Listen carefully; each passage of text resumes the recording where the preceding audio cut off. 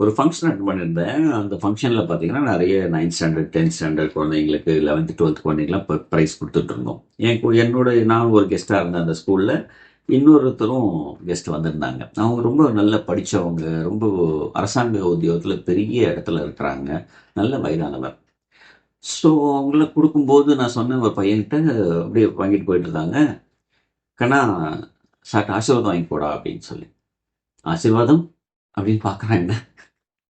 என் மனசுல தோணுச்சு. அவர் பிளஸ் பண்ணா கொஞ்சம் இந்த குழந்தை இன்னும் நல்லா வரணும் அப்படிங்கிறது. அதனால அந்த விஷயத்த அங்க நான் சொன்னேன். ஆசீர்வாதம் அப்படின்றான் என்ன பார்த்து. அப்படியான்னு கேட்கிறான். அதுன்னா என்னன்னு கேட்கிறான்.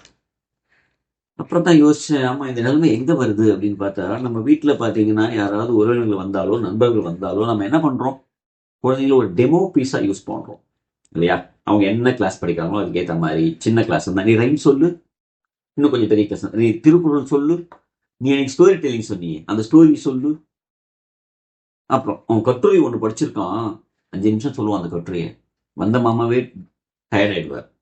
இத சொல்லு, அத சொல்லுன்னு அந்த குழந்தைய சொல்ல வைக்கிறது. அந்த குழந்தைக்கும் அது பிடிக்கிறது இல்ல. வந்த மாமாவுக்கும் இதெல்லாம் கேட்கறது பிடிக்கிறது இல்ல. ஆனா நம்ம டெமோ பீஸா யூஸ் பண்ணுவோம் குழந்தைங்கள. என்ன பண்ணணும்? ஆக்சுவலா என்ன பண்ணணும்? ஒரு பெரியவங்க வராங்க, ஒரு நண்பர்கள் வராங்க, உறவினர்கள் வராங்க. முதல்ல அவங்கள வாங்கன்னு சொல்லி தரணும். குழந்தை பார்த்தோன்னே, "அம்மா, மாமா வாங்க, அத்தை வாங்க, பாட்டி வாங்க" அப்படின்னு கூப்பிடுறதுக்கு, கூப்பிட்டு உட்கார வைக்கிறதுக்கு பழகணும். "உட்காருங்க நான் போய் தண்ணி கொண்டு வரேன்னு" தண்ணி குடுத்து அனுப்பணும். தண்ணி குடுத்துக்கிற பழக்கம் கொண்டு வரணும்.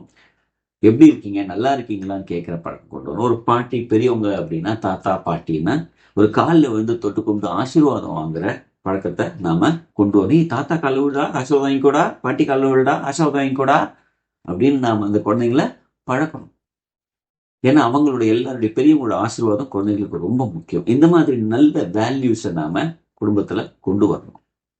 அப்போ உங்க குழந்தைங்க ரொம்ப பிளெஸ்ஸிங்ஸோட நல்ல நிலைக்கு வருவாங்க. வாழ்த்துக்கள்.